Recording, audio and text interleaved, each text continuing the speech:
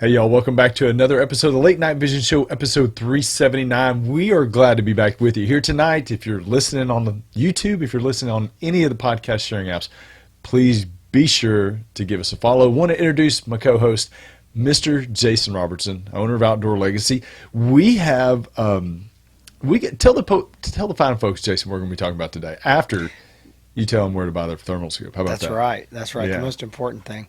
All right, guys. Hey, glad to, I was going to say see y'all back, but I can't see y'all. Y'all can see us if you're watching on YouTube. If you're listening on one of the podcast apps, you can hear us, and that's probably better. Nobody wants to see our ugly mugs on here. Can't blame you at all. But we are glad to have you back. Again, if this is your first time tuning in to the Late Night Vision Show, we are glad to have you. This show is all about anything related to night vision, thermal, night hunting in general, and this show is going to be no different. But what we want you to know is Hans and I do this show every single week, 379 79, weeks yeah. running. But this is not what we do to pay the bills. I know it shocks you that we don't make millions of dollars by our good looks here on this show, but we don't. We actually sell night vision and thermal scopes for a living, and not just us. We can't do it alone. We've got another salesman, Garrett. We've got three ladies, Angela, Jessica, and Michaela, all longtime employees of Outdoor Legacy working in the customer service. And then we've got warehouse staff and a lot of things, a lot of people working together to make this happen. So guys, what we want you to know is this. We understand that buying a night vision or a thermal scope is a little bit scary because you don't have the opportunity to look at every single scope side by side and know how they all compare, know which is the right magnification, resolution. Are you spending too much money, too little money, just the right amount? But we're here to help. So when you're ready to purchase a thermal optic, we hope that you choose to do that through Outdoor Legacy. And if you do, if you want to purchase from us, we want to help you. So a service that we offer to our customers is our 800 number, 877-350-1818. Please give us a call. Let us walk you through the process, figuring out what works right for you. And then when you're ready to make that purchase, we can help you. The ladies can help you over the phone take that order, or you can do it on our website, outdoorlegacy.com. But we would love to offer our advice to you, show you the customer service that we have, and we ship out of our warehouse in Fort Worth, Texas, 5 days a week. If you place your order on a weekday, Monday through Friday, before noon Texas time, we'll get her shipped out the same business day with free insured UPS shipping to your door.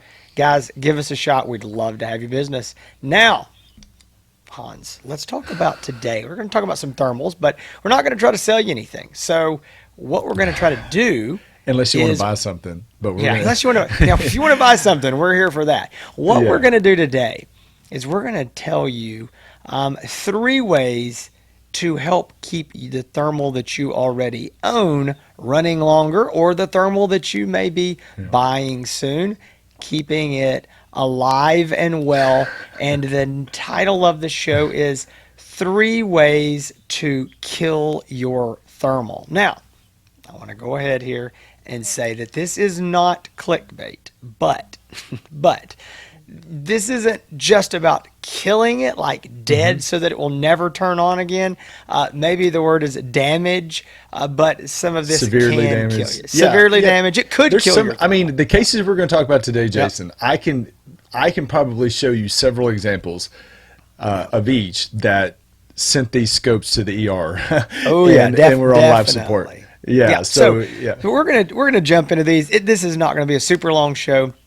What we're wanting to do is just, these are things that we get asked about. These are things that we hear about from time to time from customers, or even talking to some of the customer service agents at the premium manufacturers that we sell their scopes. We hear of some of these things. And so again, I don't want you to hear these.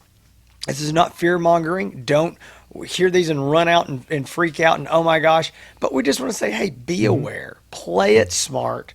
play it safe. If you do, again, I don't want to give them away what they are. If you do one of Yeah. these one or two times and it's an accident, it's whatever, and everything's good, you're good. Don't worry about it. Yeah. We don't want to be alarmist, but we want to say, hey, best practices. So Hans, Best practice. why don't Exactly. you I'll jump kick it into off. this and tell them what number one is? Yeah, yeah. The title's a little dramatic, but it sounds a lot better than three ways to keep your scope running good. I don't know. That sounds a little lame. But anyway, you're right, Jason. These are best practices. Taking care of a thermal. There's a lot of people that are new to thermal. There's people right now that own thermal. They're like, man, I want to make sure that I'm taking care of this thing. It's a big investment. Thermals are very expensive, whether you're buying a $1,000 thermal or a Right. $10,000 thermal. These things are not cheap, and you want to keep it running as long as you possibly can. People ask all the time, and they probably ask you too, Jason, is how long do these things last? And that is, that's a tricky question. I mean, does anybody really know exactly how long? I think people have ideas how long. I've talked to even some engineers, and I've talked to some military engineers that have done studies on thermals, and they'll tell you how long they think that they should last. But it is an electronic device, and that being an electronic device, just like the cell phone that you're carrying in your pocket. Jason, I saw a funny picture online the other day. It was a guy, and you get this, it was a guy holding one of those big shoulder mounted like VHS video cameras, Yes. a computer, a big camera, all these electronic devices, and they said you can carry every single one of these on, in your cell phone in your pocket, and it was like a room true. full of electronics now combined into your cell phone that you just slide That's a in your good pocket. point. It's crazy. But just like any other electronic, you want to make sure that you keep your investment protected, keep it good as long as possible. And how do you do that? So I'm not saying that you need to go home and every time you get done hunting, wrap it in bubble wrap, and lock Right. it up in a safe or put it. They're made to be there's- used. Yeah, they're made to be used. A lot of people are throwing them around, and that's okay. But it's not that you have to go home and put it up in its box every night and, and wipe the lens down every night. That's not the way it is. But the first thing that can definitely cause some damage to your scope, and I think this is true for just about any electronic device, and it really affects, if you live in Texas or any of the southern states, this is something that you deal with quite a bit. If you live up north, you may not as much, but that is leaving your thermal in a hot vehicle for an extended amount of time or for a long period of time. And that can cause some damage. We've seen some instances where excessive heat can melt some components. I don't want to say inside the scope, but kind of Right. inside. But it can do some damage to some of the components and some of the trim. I have to say trim, but some of the trim around the optic that could make your thermal. I'll just go out there and say it. I've seen where the edges around the display screen, the rubber black edges, have melted, and it melted so bad that it's covering part of the display screen, Right. and that's from keeping it in excessive heat. So many of us, myself included, I'm not going to just throw rocks and not expect some to be thrown at me. Leave things in my truck. I shouldn't leave it. I don't leave thermals in my truck just because Jason, if I got one stolen, would not. I'd hate to have to make that phone call to Jason and say, "Hey, man, I was going to say $30,000 worth of because thermals just I got own stolen." them. Yeah, but Thank you, I sir. don't typically. But anything else like any other power tools, your cell phone. You leave your cell phone in the car. You come back, you turn it on, and it's got that little red. Have you ever seen that Yes. thing, Jason, where it's like red? You can't use your phone until it cools so down. it's funny while you were talking. I was actually looking that up. I wanted to see, just since you're bringing that up. Yes, Yeah. I have actually. It's funny you say this. I've left, like on my Polaris Ranger on my Mm-hmm. seat, the black seat, left my iPhone sitting straight up, and the Yeah. sun's just beating down. It's 100 degrees outside, and I go back over there. The thing is physically so hot I can barely hold it. And you try to use it, and you've got this thing on your screen that says it's overheated. Yeah. And so I'm a little bit nervous of that. My wife and I were down yesterday in our pasture doing some work, and she left her iPhone sitting on that Ranger seat face up. And it's funny, I walked back over there to get a tool, and I saw it, and I just grabbed it and flipped it over on its back. So it's funny. I mean, I know that. Like, I know, hey, you shouldn't do that, because I've, the idiot who've seen those warnings. So just yesterday, I didn't even know we were going to talk about this show this week. I was doing that, flipping that thing Yeah. over. So yeah, you definitely, It does. electronics don't need to be sitting there, especially on your black seat or whatever. You don't, yeah, you definitely don't. Also, Jason, maybe you're driving to the range. It's hot outside. You park your truck and you leave your scope on. I mean, definitely don't leave your scope on in a hot truck, because that's producing heat with the optic being on the hot vehicle. I don't know how hot. Maybe somebody in the comments will tell us. But in the summer in the South, direct sunlight, I don't know how hot it can get in a vehicle, but definitely best practice, I would not make it a practice of leaving your thermal in your vehicle during the summer months. I just don't think you stand more to lose than I think you do convenience that you gain by leaving it in there. And somebody's just bust your window and steal your thermals. So don't do it. That's right. Carry it in. Like, if you got to go in somewhere, maybe you're going to lunch, leave your weapon out in the vehicle. Don't take that in. But, put your thermal, wrap it up and sit it on the table with you while you're eating your chips and dip at your favorite Mexican food restaurant. But don't leave it in the truck. Let's not damage it that way. While you're talking, Uh-oh. I was frantically Googling.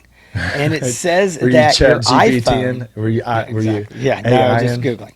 It says that your iPhone is only made to operate up to 95 degrees. So I can just literally walk outside some days and this thing's not made to operate.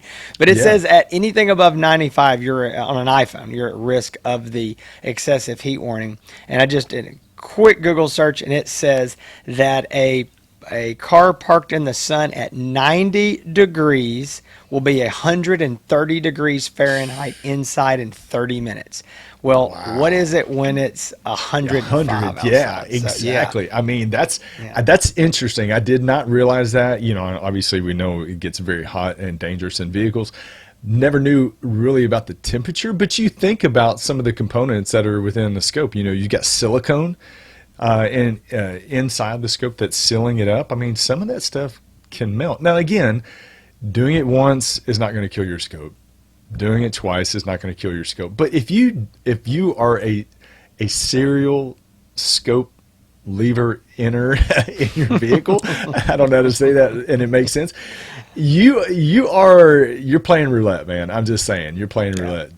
So while I was Googling this, I also good job though. Thank you with the quick stats there. That listen helps. to this. This is we're moving on, but I'm just going to make this last useless information.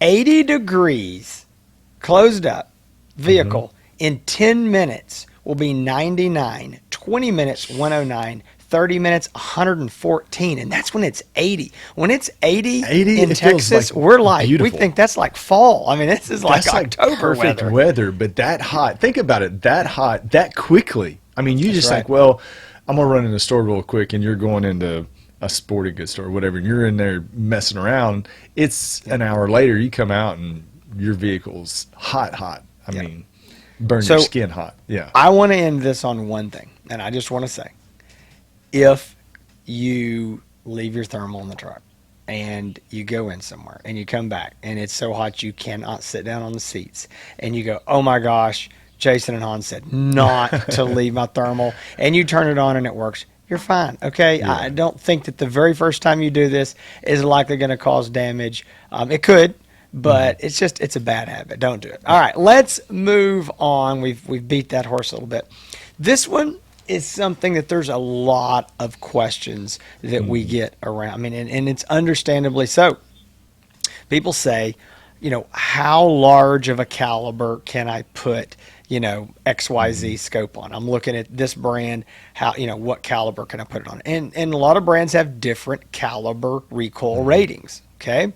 And, we can walk you through that. The highest recoil rating, I think Envision basically says, put it on anything, put it on a 50 cal. We don't care.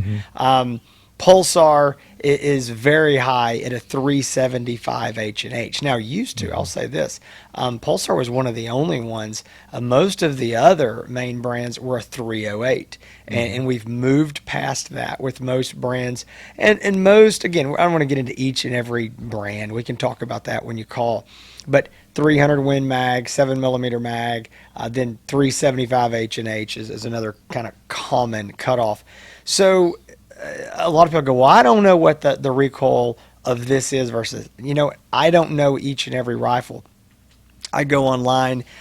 There is a website called Chuck Hawk, hawk like the bird, and he's got great recoil charts and tables there. It's just fantastic. And so looking at some of these recoil charts is something that I've always found interesting. So some of the most dangerous recoil is a shotgun. Okay, Yeah. Nasty recoil out of a shotgun. So I That's just want the to first give thing that's the first thing that put me on my butt when I was like 7 Yeah, I years know. old. When All my of us. uncles That's thought it would be funny exactly. to hand me a 12 gauge. Shotguns are bad. Yeah. Bad. So I'm just gonna rattle this off real quick just to give you some kind of an idea about shotgun recoil. If we take this is basically measured in foot pounds. It's the recoil energy measured in foot pounds. And again, you can shoot a lighter load and get less, but we kind of go towards the maximum because you don't always know exactly what that recoil is going to be. It's not something you're going to be able to easily measure at your house. If we take a 308, that's going to be about 18 foot-pounds. A 300 Win Mag, you're looking at about 26 foot-pounds. We go to a 375 H&H, which I think you can kill an elephant with, and that's about 37 foot-pounds. Okay, so 18 to 37. So we're doubling, going from a 308 to a 375 H&H. Now, we go over here and look at shotguns.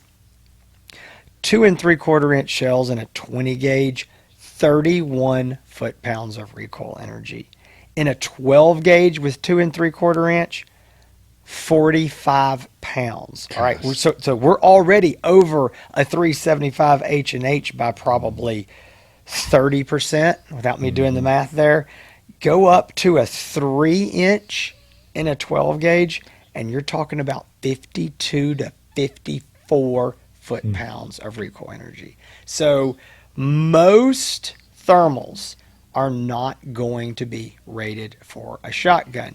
Pulsar, I'm not trying to single them out and give them a promotion here, but they do. They specifically say 12 gauge shotgun, go for it. We're rated for that. This is my whole take on this.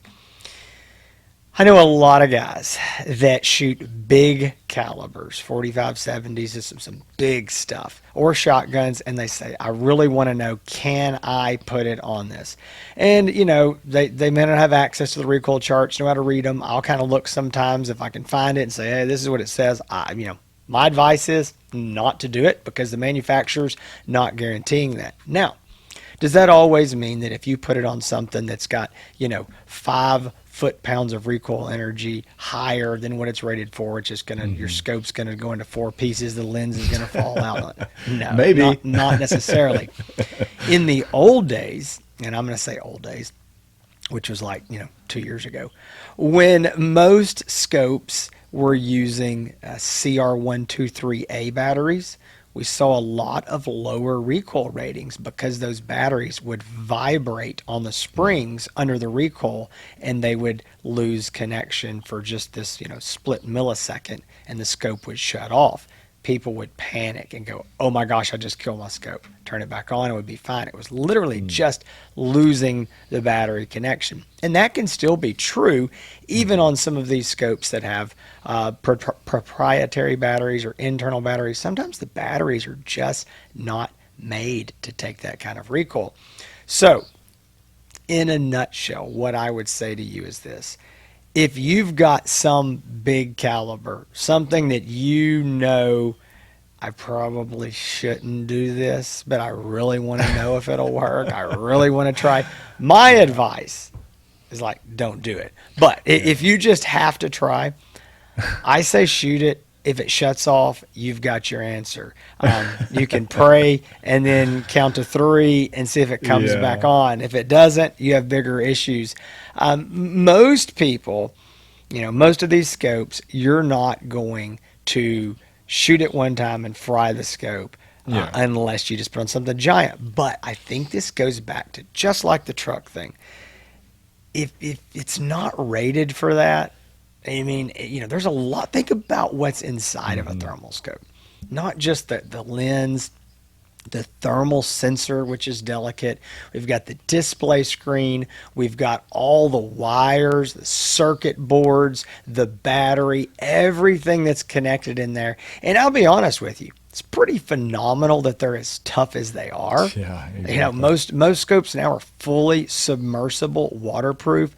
Again, we're talking about 308 or 300 Win Mag or 375 H&H Recoil.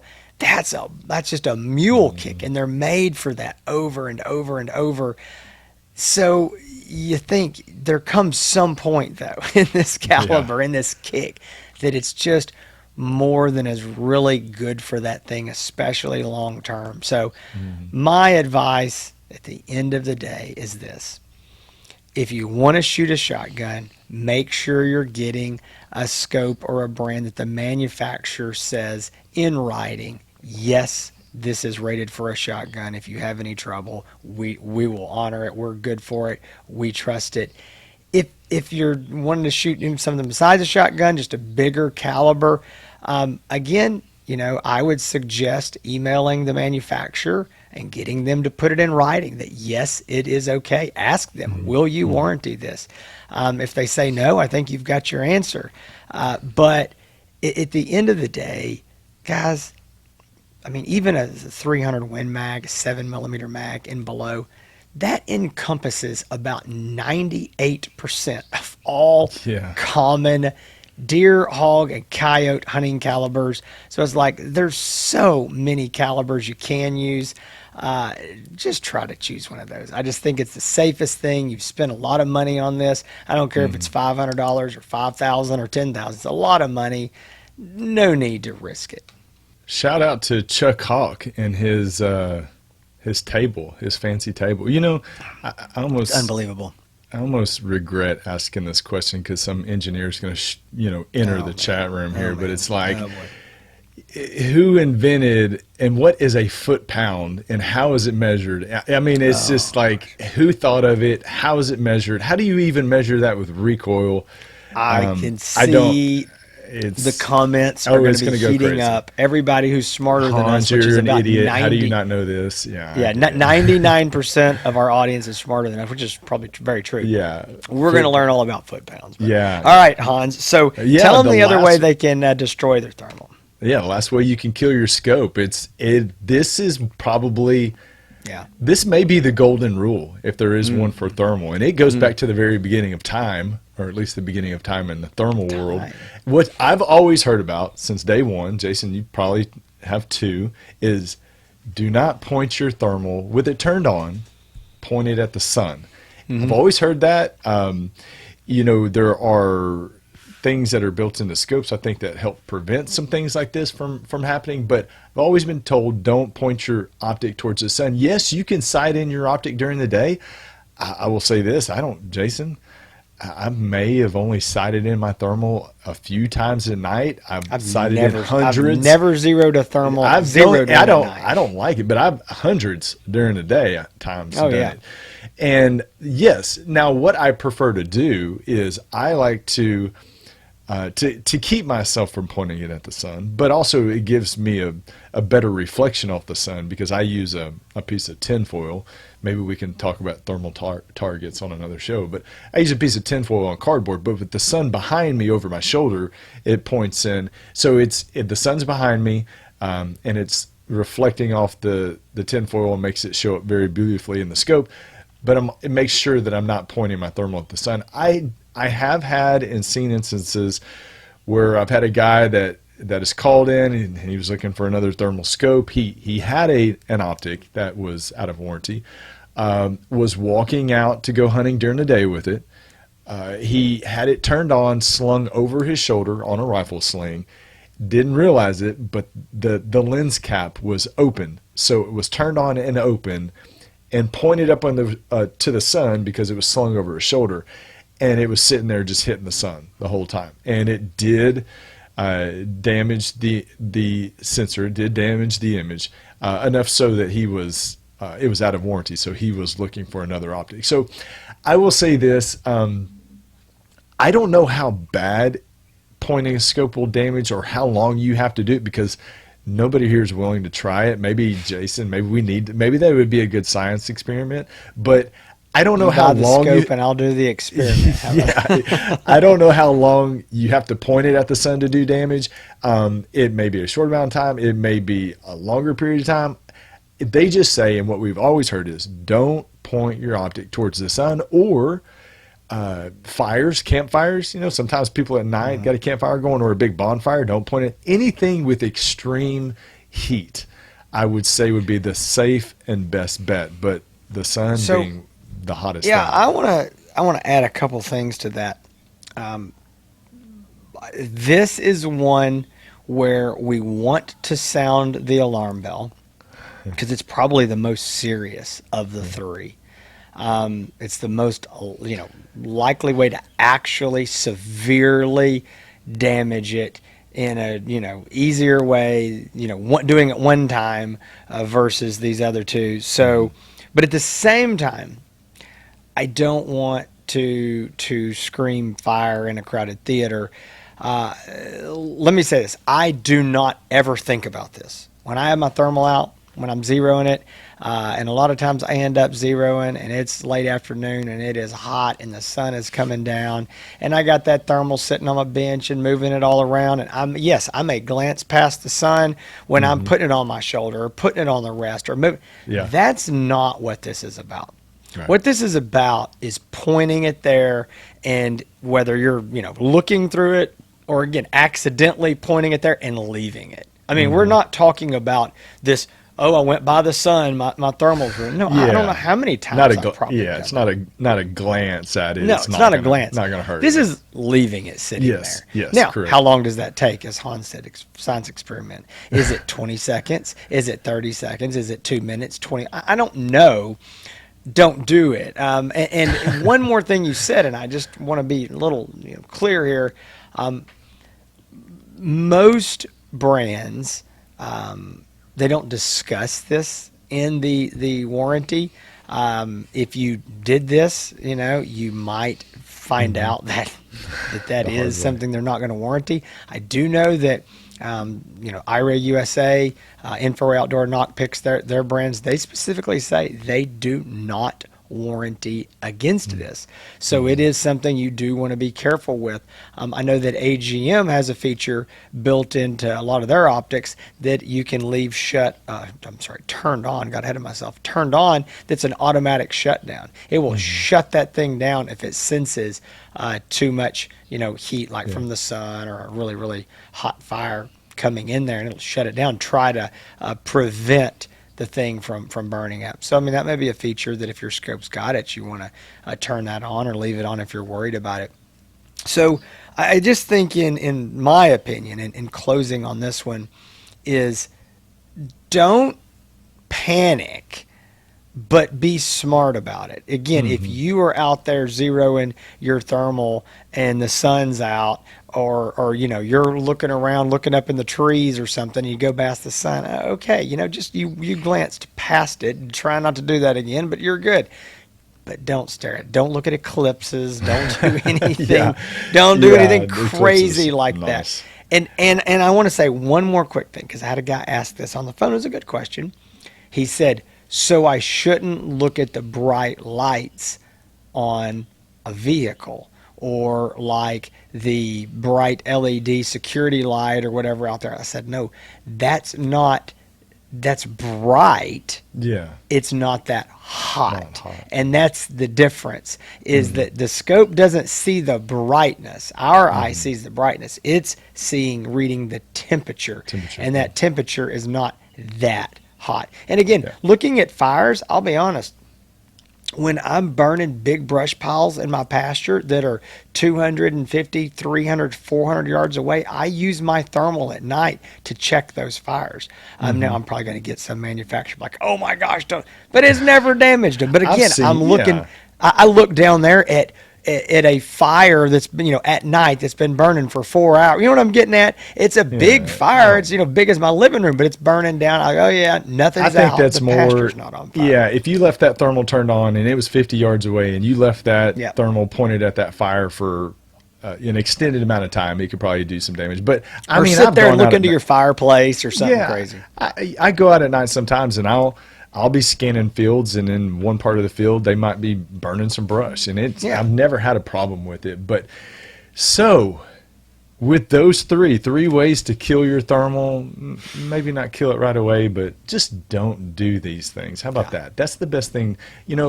Going back to the leaving the car, just don't leave it in the car if you don't have to. To the recoil, if it makes you feel nervous, don't try it. I mean, these are kind of some common sense things, I would say, Jason. But if you have killed your thermal with one of these things, one of these ways, call us, tell us about it, and then you can talk to us and you can buy a thermal from us. We'd love to sell you because we got something to sell.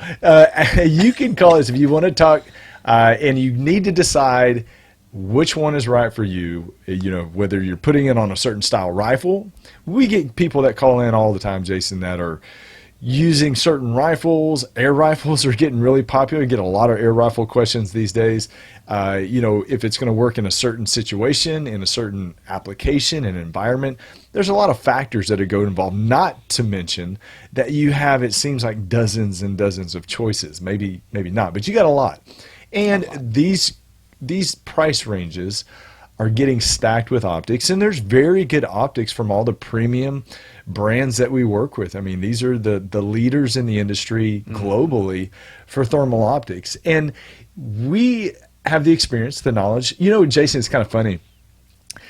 There's some companies that will say, maybe they're in I don't know, car business or something, 150 years of experience selling cars, but basically what they're doing is combining everybody's Every experience. employee. And I mean, you and I got at least a couple decades of experience doing this kind of right. stuff, right? So Yeah, that's that's worth goes a long way. something. If we, so if you call us, you can definitely you can borrow a little of our knowledge based on these scopes, not just this new scopes, but all the stuff that's come out before now, because we've used it, we've tested it, and that will help you decide if you're making the right choice on an optic. It does, budget's a big factor in that. Base magnification, resolution, features, there's so much in there. So give us a call, 877-350-1818. I saved the extended commercial for the end so everybody could get all the entertainment before this. OutdoorLegacy.com. If you haven't subscribed on the show, please do so every Thursday morning for 379 weeks straight. YouTube, Instagram. You can find me. I've been putting out some videos here lately. Hans ETX on YouTube. I do, a lot of people like to see the hunting videos. I do hunt with all these optics. When I do a hunt, I clip it down to like 20 seconds, 30 seconds, and I put it on YouTube Shorts. So if you want to see hunts with all the thermals that we talk about, go to YouTube Shorts on Hans ETX YouTube. You'll be able to find some hunting videos, also some review videos as well. And you can find me on Instagram and Facebook, Hans ETX. Jason? I hope you enjoyed this show. We have got a couple more reviews we are still working on. Another scope, another handheld. So, actually, a couple scopes we're working on. So, Oh, yeah. there's some big stuff coming, guys. If you are looking for scope reviews, that's what we are known for. It's what we love doing. We've got more of those coming. We've got more topic shows as well. If there's a topic, if there's a question, something that you would like to hear us talk about, leave a comment in the suggestions. Leave a suggestion in the comments, and we will definitely take it into consideration. Guys, thank you so much for spending your time today with us. We greatly appreciate it. We hope to see you back here next week. Between now and then, y'all stay safe.